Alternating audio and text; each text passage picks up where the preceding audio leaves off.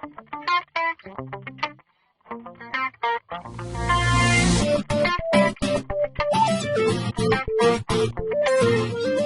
me about growing up in the Shankill. Whereabouts you were born and when you were born? Well, I was born on number 5 Gardner Street, and my father was at the war, and he was killed before I was born, and he was 34 years of age and left 4 other children, and he was killed on the 3rd of January.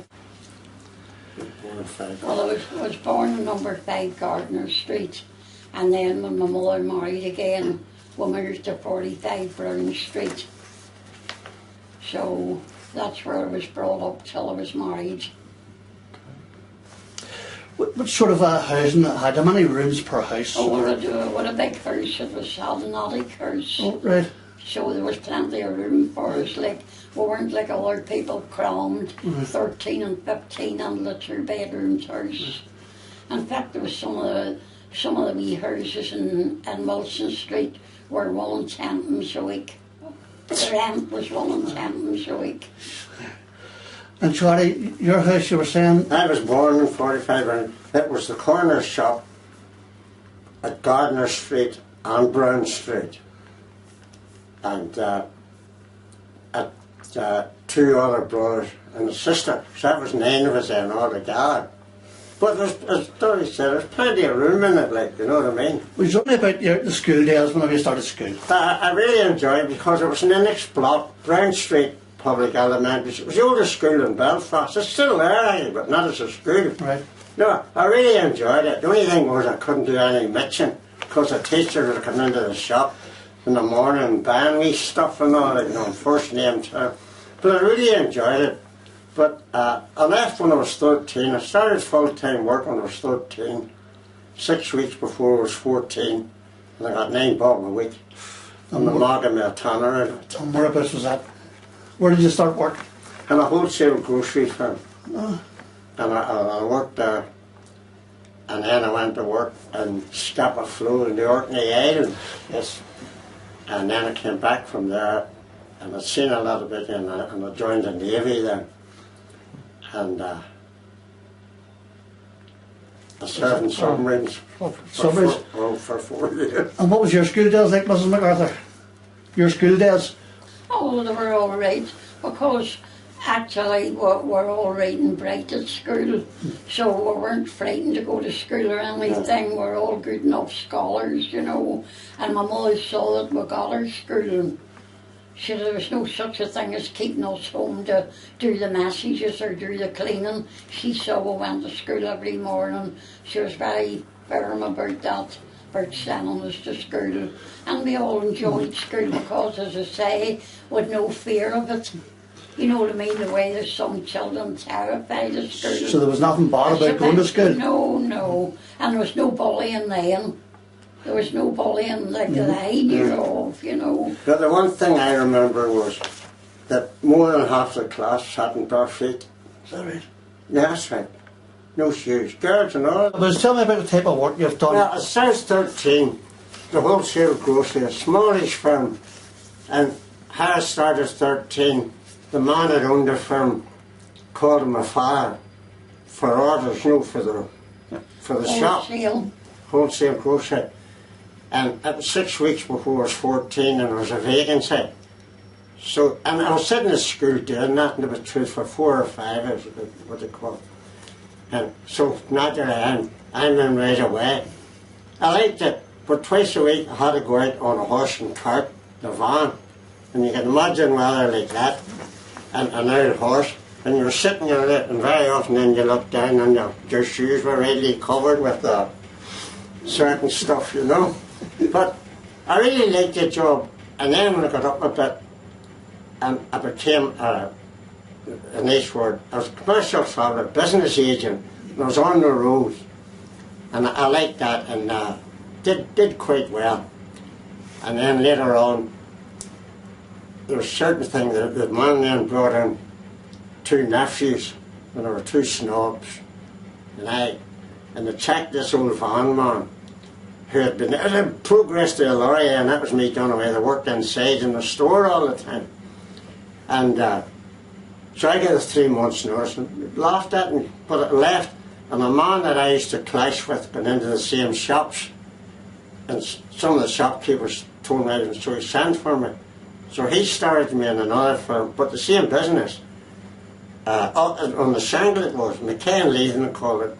It was in Northumberland Street. But then there was a bit of trouble there, personal trouble with the man's family. So I started my own business in cash and carry in Canberra Street. But I was too involved in politics, so I had to give it up. I had to get it. And then I went into the civil service. And that Took off from there. yes, and asked me a question, as a man did, says, how many works here? And I said, about half of them.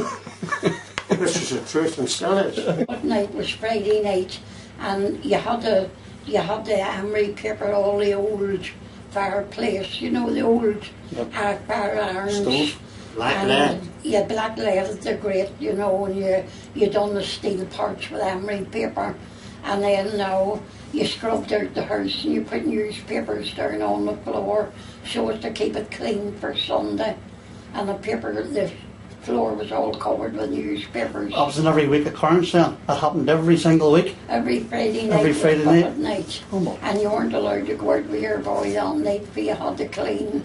And the chairs were just ordinary Windsor chairs, and they had to be scrubbed. And there was no oilcloth or carpet then, and you scrubbed the stairs. I worked in the wareroom at first, in the laundry department of York Street. And they had a wareroom plus a factory and the spinning mill all, and they were connected with an overhead, a tunnel, and you went from the wareroom over to the mill and the factory through that tunnel, you know, and then you put up the hankies and dozens. That's what I started to work at first. What sort of hours would you be doing per day? From 8 to 6. 8 to 6. And then you got 6 shillings a week, and you paid a penny for the hospital and a penny for something else out of it, and you had 5 and 10 home with you. Well, that's about 6 pence now. That's what the wages were. You shared a lot. Oh, definitely. So the whole household was there? Yeah, there was so, my mother was left with 2 in the house, and she was wondering what was wrong with her. Like after No, it couldn't be that, could it? He was the last one to come in, and it was him, was infecting everybody. And my stepfather with him having a shop, he used to have to go down to Shankill and have a disinfected bath with him serving in the shop. And he was doing that many times, he was able to swim then. The First or Second World War, regarding family, military links. Well, you The heard, Blitz in the First World War. you Second heard World War. Dorothy's story under the fire. Yeah. Well, I served in the Navy during the war. In submarines. Right. My father's brother, he was at both the Boer War and the Great War. And what was his My name? uncle Jimmy. Jimmy. He lived in Woodstock Road, and he was at both wars. And my husband's father, his brother was at both wars too. And he was at the war too. He was gassed at the war, my father-in-law, And Charlie, what age did you join the Navy at? for 19. No, I was in submarines at 19. I came back to Sheffield 18 I'd done it. And right, I was demobbed in 1946 when the European War finished, you know. And my son, he done 22 years in the Navy. Is that right? He works on the oil rigs now, it's 15 years now. See, regarding the Second World War. Second, The Second World War, 2 years, what was it like during the Blitz? Whenever the area shelters and what have you was there?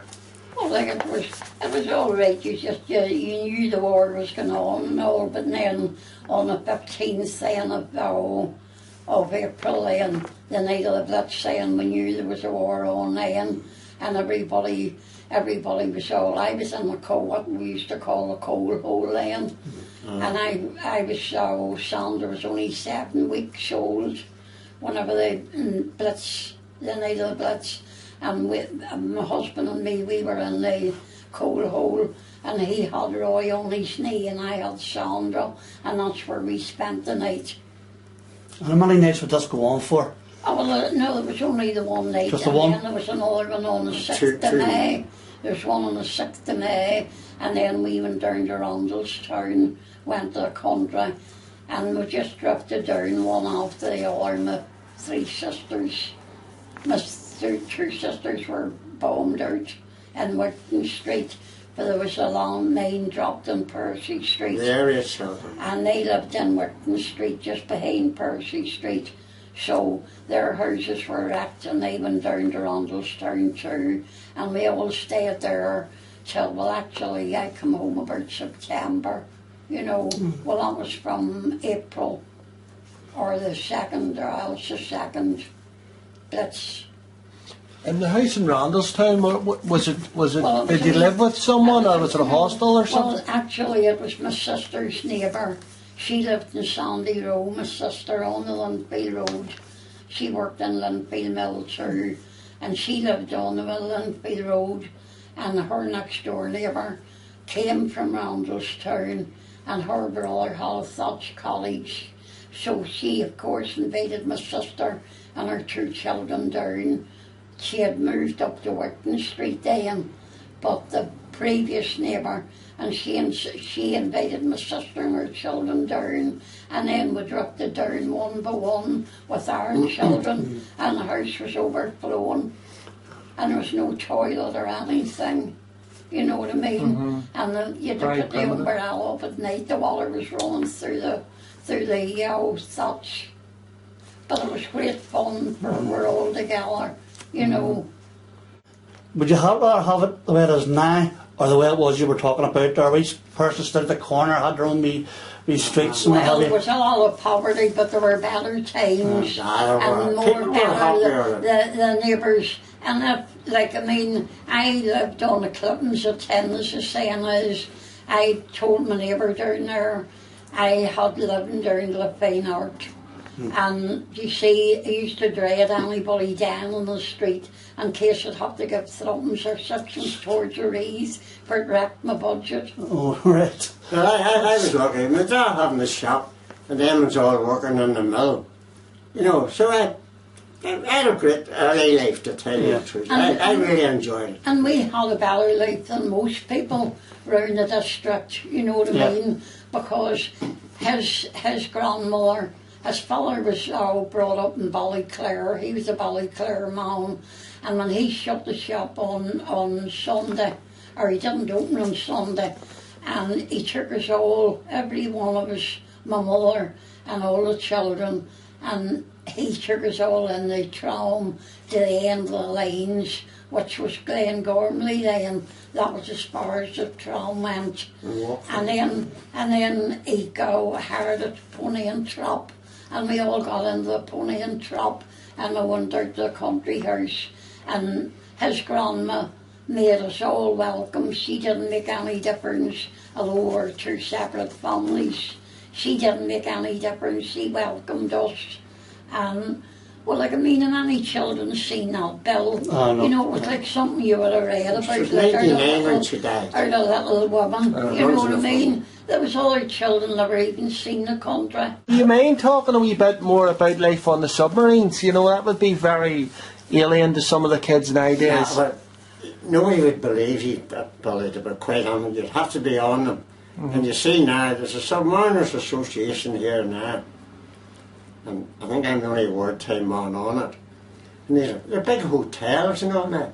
Then, they were all young men, and you might see some of these old submarine people. You never see hardly young men on them, like, you know. But then they're all young. But the camaraderie was tremendous.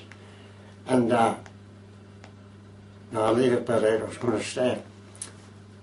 That's where I got my first drink, actually. It was on a Navy, and there's nobody in the family drinks. Only me out of 9. And then I got a liking for it, but that's by the way. And I took it night or more, ain't it? No, the experiences were very rough. Things were rough. The only thing, I think what maybe attracted me first was that the money was good. See, you got near double the money, you see. But when you first, they sorted you out when you first went, within 4 or 5 days, you did an escape from a 100-foot tank, which is still there actually. And then that sorted out, because but 3 or 4 near each, well, their ears went, so that was you out of it then, you see. But my job was a nasty great, and I wore headphones all the time, and then later on they brought in radar. It was a good thing and a bad thing, because I knew everything was going on and everything was there. And I worked in the control room, you see. There were very small boats in them days, like, you know. But when we got ashore, the most you'd have done was 4 weeks in them days. Now you can do 4 and 6 months. And the food down to it. And you knew more or less, there was no place to sling hammocks, you know. There was a certain amount of bunks, but just as somebody got out of one, you got into it, like, you know. But the experiences weren't good, like the scare, like with the Germans, the Japs and the eye-ties and that. But, well, I'll tell you what was done, everybody kept what's known as a wee blitz spot. It was neat rum you got in some ways. Unlike the Navy, the ordinary Navy had to take water. In the first hat of neat rum I got, I fought the Germans myself. But as I say, I'm kind of repeating it.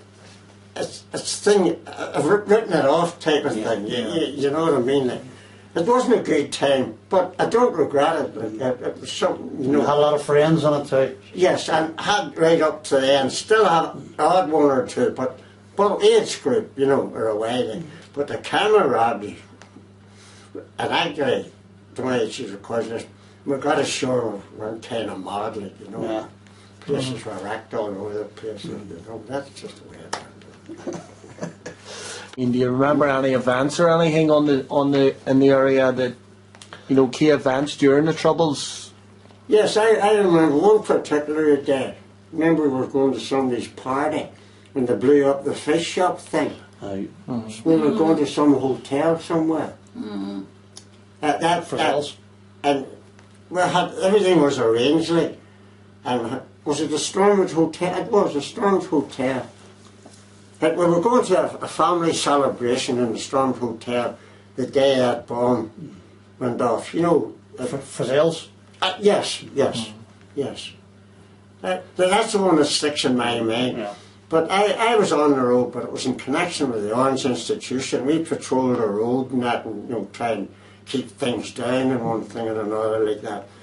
But it's a shame to say it, the thing it just passed through my mind. I tell you, quite truthfully, you know. And I can't even remember even personal friends being killed like or anything like, you know. Well, I was more going to church. I remember that. Yeah. Go ahead. I was more going to church. Another day, a girl I was brought up with in Brown Square, her and me went to church together every Sunday night. I met her at the corner of Lynn Street, and we're walking. I was going to Millfield all those years, and nothing ever happened. And we're in our own road, and her and me were going down Northumberland Street to St. Luke's. And now a fella come behind me, and he put his arm round my neck, and I thought it was somebody at the church fooling, and he put me on my back. Well, I couldn't get up again, because, what age was I? And I was well in the 80s, and I couldn't even get up again. And there was 2 wee boys playing, and he took my handbag, he trailed my handbag out of my hand, and he took hers too. And 2 wee boys, they went and knocked the door, you know, the new houses, silver bricks. Well, a wee boy went over and knocked the door, and their living room was towards the back, so they didn't see anything, you see. So they come out riding up and brought me in, and then they phoned for the police. Is there anything you would change on the Shankill now? Oh, definitely. It's not the down Shankill boys. And what way? Well, the number of shops that were closed and the demolitions and so on, and the number of people that have left the area. I mean, all this new plan, like Glenwood, Battenberg and all them streets all coming down, and the people have all moved, like, you know. And the people were helpful, and Yeah. they helped. Good. And if somebody couldn't pay the rent, and the bailiffs were coming, well, people would give a halfpenny and a penny Right. to turn the bailiffs away to save them getting put out. Yeah, they were more And friendly. I remember there was a family in Orney Street, and now she was getting put out for not paying the rent. And now the neighbours all come in, and one of them says, "I'll buy your table." Another one says, "I'll buy your chair." And they took all the furniture out and they said to the bailiffs, "There, you can take the stuff now." Well, the stuff is all gone. So when the bailiffs went away, they all brought it back again. Yeah. Well, that's friendliness is gone. The sort of the people like, and you see if a woman was going to lie down to have a baby, well, neighbours would have lent their sheets for the bed and all. Yeah. None of that. You know, Not so much and that. if you made a polish soup, half of the neighbours got the hour to polish soup. People were kindly They and were. helpful, and they would have done. And you see an old person that had never been married or never had any children. Well, the neighbours looked after them when they were ill. Now they won't even look after their mothers and fathers. You know, the yarn of wee woman lived. I was born next door to them, and they were corporation houses then, you see, and the doors were all in a line with all like these here, you see, and the stairs were there, and the scullery, as they called it then, was there, and the coal hole was in the scullery, and the wee woman had no rent, and she was in real distress, so she says to Jimmy, her oldest son, whenever the rent man comes, tell him that I'm away to the country. So of course Jimmy, she went into the coal hole and pulled the door over, and Jimmy opened the door to the rent man, and he says, "Mama's away to the country." She said, "Oh, is she indeed? What country is she away to?" So Jimmy went to the coal hole and he opened the door, and he says, "Mum, what country are you away to?" My greatest friend is Desmond Bowe, Yes, the QC. Yeah. And having met him was, he was defending a great friend of ours, and that was in 1956. And then I was, got in touch with Paisley. I don't know how we met anyway, and then we got in with him, and then we started this Protestant Action thing, you see. Me and 2 or 3 lads. One of them was Frankie Miller, was a Deputy Lord Mayor. Yeah. Very handy boy with his hands, a real tough guy. And another Nesbitt. Well, it's about 8 or 9 of us. And we started this and kept it going well. And then in 58, this Paisley had a great idea that I would stand for the election. And my colleague was a wee man called Plaster Duff. And he had a mission hall on Sandy Row. Well, that was 1958, and there's 2 of us topped the poll, believe it or not, in 58. So I was there until 1972. But I paid dear for it, actually, because I got too involved. And there was no payment or anything in those days, like you see. And a working man didn't stand a chance. See, the bulk of them then were business people. You know, and they were able to go and they looked after and they like me, and I was that conscientious, and I fought that. And my main opponent was Jerry Fitt. And I haven't said that, and at the finish got on well, because I found out he was a merchant seaman. And then better still, I heard his father was a prod, and it hasn't been disputed, actually, you know. And the banter between me and him was very good, and we were at opposite ends. And one of the Lord Mayors, Sir Martin Wallace, called us into the parlour one day, give us a jar or two.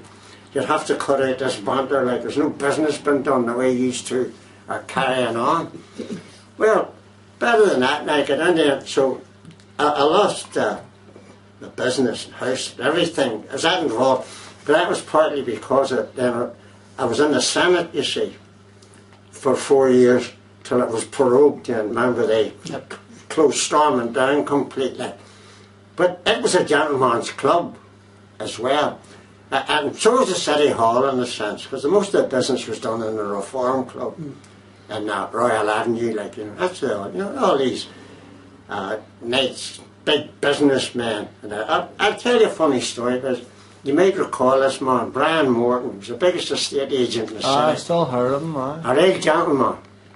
And there was an old mayor in them days was elected for 3 years, but then you got an automatic knighthood, you see. Unlike now, like. Well, Joe Kearns was born in Shankill, so I was his campaign manager, and there was 3 of them running for Lord Mayor, and one of the 3 then there was a meeting, and he invited us upstairs for a jar or 2, and I'm walking up the stairs with Brian Morton, and me, smart as usual.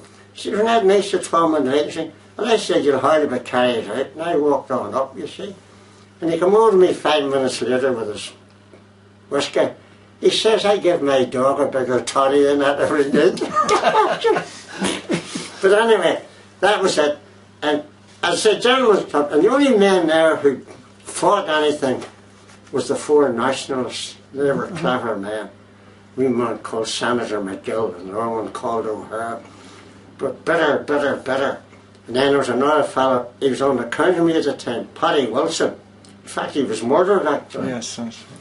And he was better, but he was not. The other men were very clever. So they left then, you see, before it closed down. So I took over. I become the loyal opposition, and myself in the front row. And the only man backing me up was Colonel Cunningham. The UVF was formed up in Fernhill. And me and him was great pals, because he was a colonel in Burma during the war with all the lads, like, you know. And so it was a good experience, but I paid dear for it, like. But it finished up all right, because I got into the civil service, and I finished up and got a pension. Unfortunately, couldn't remember inside there and have to pay everything. Can I ask you a wee question? There was a wee dispute that you were in. If you don't want to answer it, don't answer it. About the Queen Elizabeth Bridge. Aye. About wanting to rename it. Yeah. I wanted to name it. I wanted to rename it. And I was assured by all concerned. And me knowing that many, and I was telling them all, because the bookies were betting on it. You see? And what year was that, Charlie? Can you remember what year that was? No, never really. I can't. No, that's Sorry, that's okay. But what was your name? Albert Carson Bridge, I wanted to call it. I wanted to call it Yeah. Carson. That's it. And I was assured by the people concerned, she was a committee, you know. Oh, and I told that man, I lost the door in the bookies then, because Sir Cecil McKay, you know, the gentlemen got together, renamed it like Queen Elizabeth. On reflection, it was stupid of me, like, going for well, not stupid, I thought it was super broad type of thing, like you said, it was super stupid, you know. So, and it caused a lot of friends and money, like, And when did you come out? Did you hear that? Oh. No, that doesn't matter, sad. No, we actually get that on the website, on the internet. Your name and all's on the website. Is there anything you want to talk about that we haven't touched on at all? About another thing that you haven't done, this is going to surprise you too. I've been a magistrate from 1964. Yes, I was going to come to that, so I was. But you never was a magistrate. You know, I didn't know that. no. Tells me a bit about that. Aye, but what I'm done, I must have signed, I near said dozens and dozens of passport forms, claims for people, and I'll tell you, some people come turned down. You know the way you see in the Telegraph adverts with the next of kin of so-and-so term? People have been in nursing homes and all for years, never had a visitor. Then they come along and ask me to sign it. I said, what? To some of the people I knew personally. I said, no, I said, I don't know you. I don't know nothing about it. No, I said, can't do it. Didn't do me much good. But I was pleased with myself. Yeah, you know, The family never went to see them. Never They coming up to you, but they want me to sign this form that I would inherit. Yeah. Everything was going. No, I said, no way with me, like, you know. I'm not tough or anything, but I was tough on them. You know. We did this first story, the first week, and down Newcastle way, I'm thinking of the name, conservation area, they're building it. And a busload of people, Lord this and lady that and the other. And I'm doing secretary, you see. And the boss was an RC fella, you know, and we didn't, obviously knew my background. And the lunch was in the Sleeve Donard Hotel. So I'm out escorting them up. And I'm going up the steps into the hotel. Billy Hastings is coming out on me. Oh, Billy, Charlie, for fuck's sake, yes, I'm looking after this mob. My first week in the place. That started on Monday and this was on a Friday. Come on, he says, and how is it? I just, I'm looking after these bloody people. Done me a good turn. See, the Phil?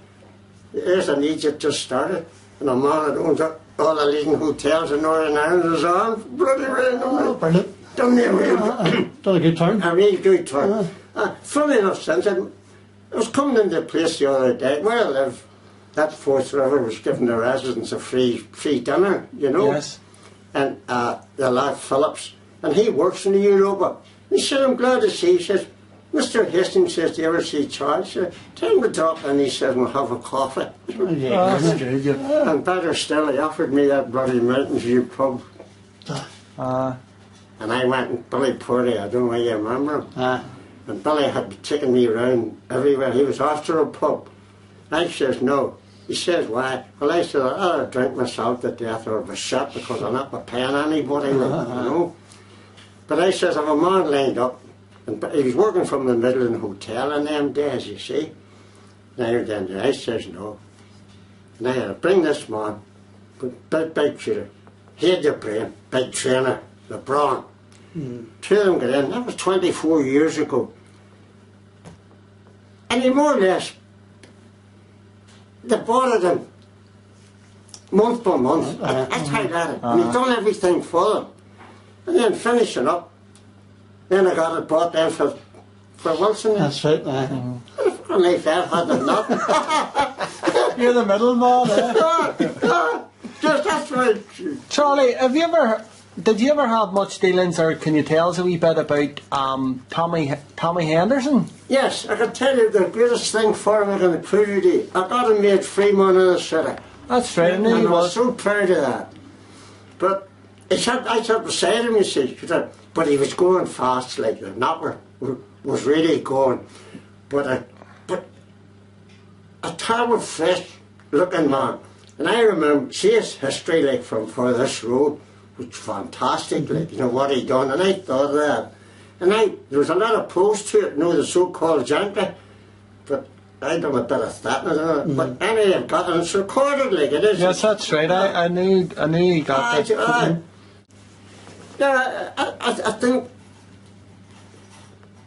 one of the proudest moments was this, and then I had certain regrets getting into the Senate. And do you know who got turfed out?